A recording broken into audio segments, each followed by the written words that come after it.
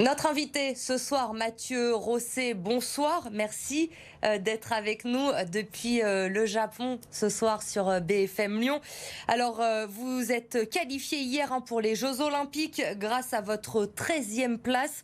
C'était votre objectif en partant pour ces qualifications de la Coupe du Monde, hein.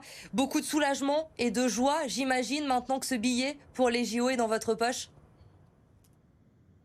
Ah oui, bien sûr, beaucoup de soulagement, surtout que pour moi, c'était un très grand pari. À la base, je faisais du 3 mètres et j'ai arrêté pendant 2 ans le plongeon. Je suis revenu à 10 mètres et enfin voilà, c'était vraiment qui tout double, quoi. J'ai pas eu le temps de m'entraîner vraiment comme il le fallait, enfin, surtout pour une compétition à 10 mètres. Donc voilà, on a tout misé sur une compétition parce qu'on n'est pas sorti avant. Donc voilà, ouais, je suis hyper content. Je redescends un peu de mon nuage là. Et voilà, maintenant, faut y aller, quoi. On va aller à fond jusqu'au jeu. Alors, vous le disiez à l'instant, hein, vous allez plonger pour 10 mètres, hein, cette fois. Ça va être vos troisièmes Jeux Olympiques. Pourquoi avoir fait ce choix? Pourquoi plutôt 10 mètres que 3 mètres? Alors c'est simple, à la base, quand je suis revenu dans le plongeon, je voulais faire du 27 mètres pour faire le circuit Red Bull. Et forcément, il faut s'entraîner à 10 mètres pour s'entraîner sur les bases. Et en m'entraînant à 10 mètres, avec Benjamin Onfray, en fait, on a commencé à monter une équipe en synchro pour rigoler. On s'est dit pourquoi pas se qualifier pour les Jeux avec. Et en même temps, je me suis permis de monter une série en individuel et de me donner ma chance, en fait, pour me qualifier en individuel. Et c'est comme ça, en fait, que je me suis mis à 10 mètres, enfin, en tout cas, à essayer de décrocher cette qualification. Alors, la qualif, ça y est, elle est en poche. On vous retrouvera à partir du 23 juillet pour ces Jeux Olympiques à Tokyo. Vous vous êtes fixé un objectif ou pas du tout? Si, quand même, c'est de faire au mieux. Après, je sais que j'ai énormément de lacunes à 10 mètres par rapport aux 3 mètres, surtout sur la régularité. Comme j'ai très très peu d'entraînement dans les jambes, disons que mes plongeons, c'est un peu. En fait, il faut que je travaille vraiment la régularité. Donc, mon objectif, en fait, ce serait vraiment de faire le mieux et pourquoi pas une demi-finale, voire même une finale. Alors qu'à 3 mètres, j'allais plutôt chercher une médaille. Donc, mais bon, voilà, la médaille reste en tête aussi, hein. On va pas au jeu pour faire spectateur, quoi. Donc, mais je sais que je vais bosser à fond, en tout cas, pour faire de mon mieux. Et déjà, à partir de demain, on va commencer à travailler des nouveaux plongeons, des plongeons qui sont assez difficiles et que je faisais à 3 mètres, mais que voilà, maintenant, il faut que je les fasse à 10 mètres. Donc, voilà, pour faire de mon mieux possible sur place à Tokyo en juillet. Comment s'est passé, Mathieu, votre préparation dans ce contexte de crise sanitaire? J'imagine que votre quotidien a été pas mal chamboulé ces derniers mois. Il a fallu s'adapter. Alors oui, le premier confinement, on a vraiment été stoppé net, comme tout le monde, pendant 2 mois. Après, quand il y a eu des confinements, on a vraiment eu une chance inouïe. En fait, nous, on a réussi en fait à pouvoir s'entraîner avec l'INSEP. On a pu s'entraîner au pôle, on a pu s'entraîner à la piscine de Montreuil. Et on avait nos créneaux qui étaient réservés, nos créneaux habituels. Donc, on n'a vraiment pas vécu de la même manière, je pense, que les autres. Après, voilà, c'est sûr que on était un peu coincé comme tout le monde, hein. On sortait de l'entraînement, on rentrait chez nous, on faisait rien d'autre. Alors que d'habitude, on est plus là, voilà, à voir ses potes, à faire plein de choses, hein, aller au cinéma comme tout le monde. Donc, mais la préparation en soi, non, franchement, on a vraiment été chanceux et je pense qu'on fait partie des pays qui, voilà, on n'a vraiment pas eu de problème par rapport à ça. Alors, je le disais au début de cette interview, Mathieu, vous êtes actuellement à Tokyo, hein, pour cette qualification que vous avez obtenue hier soir. Ça fait plusieurs jours que vous êtes arrivé au Japon. Tokyo, ville qui va accueillir, on le rappelle, les Jeux Olympiques cet été. Comment ça se passe, le protocole, pour vous depuis votre arrivée? C'est un peu le test aussi, j'imagine, pour les Japonais. Ouais, alors quand on dit ville, en fait, moi, j'ai pas du tout vu la ville de Tokyo pour l'instant. Disons qu'en fait, on est arrivé à l'aéroport, on est rentré dans un bus et depuis, on fait hôtel, piscine, et on a le droit à rien d'autre. On est testé tous les jours pour savoir s'il n'y a pas des cas pendant le concours, enfin pendant la compète. Non, c'est hyper strict. Ouais, en fait, on est vraiment dans une bulle totale et puis même, on est dans une bulle entre pays. On peut même pas aller voir les autres pays dans l'hôtel. On est obligé de rester à notre étage. Il y a des personnes qui sont en fait H24 dans les ascenseurs pour contrôler nos allées et venues en fait. Donc on peut aller que à notre étage ou au rez-de-chaussée pour aller prendre le bus.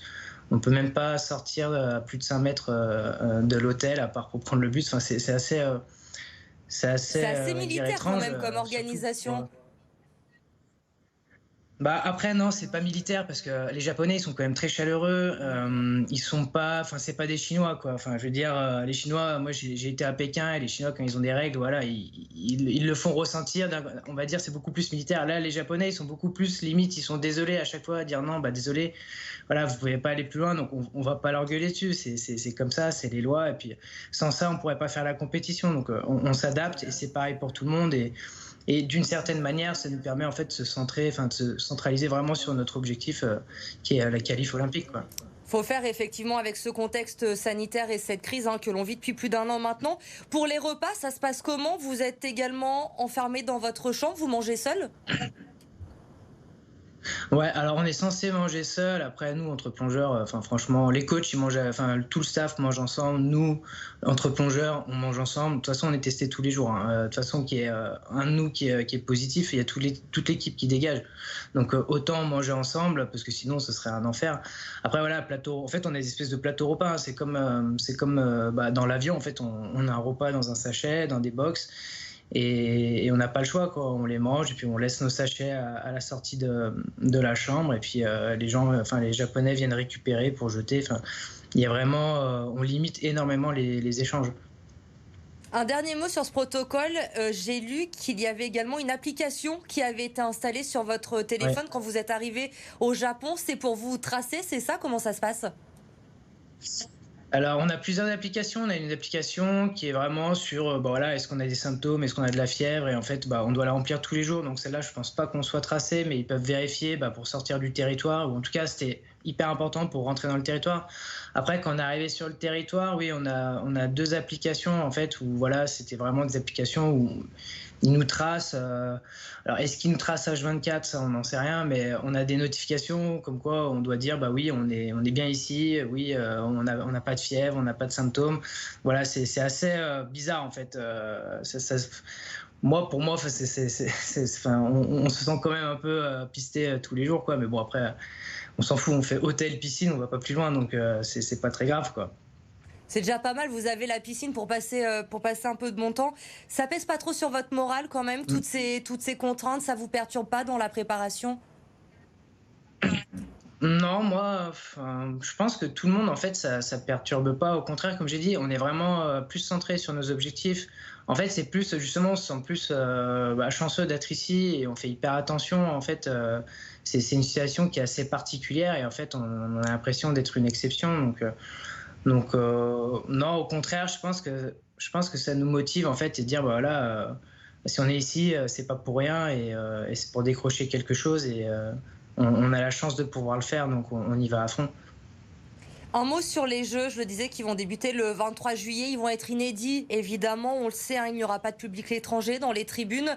Le Japon n'a toujours pas pris de décision pour savoir si les spectateurs locaux auraient le droit de venir voir vos épreuves ou non. Faire des Jeux olympiques à huis clos, vous connaissez l'ambiance des Jeux, vous en avez déjà vécu deux. Ça gâche un peu la fête. Bah ouais, disons que c'est très bizarre. Bah, là, on vit un peu ce moment-là. En fait, ici, normalement, une Coupe du Monde, bah, les gradins sont remplis. Enfin, je sais qu'en plus, les Japonais, ils adorent le plongeon. C'est un peu comme en Chine, c'est des très bons spectateurs. Et bah, du coup, on le vit en fait. Mais après, on arrive vraiment. Enfin, le plongeon, c'est vraiment un sport mental et en fait, on arrive vraiment à passer au-dessus de ça. Et juste le fait qu'au moins les plongeurs des autres pays puissent voir et encourager leurs partenaires, en fait, il y a quand même des applaudissements. Et puis, il y a le regard des juges qui est hyper important et qui seront toujours là en fait.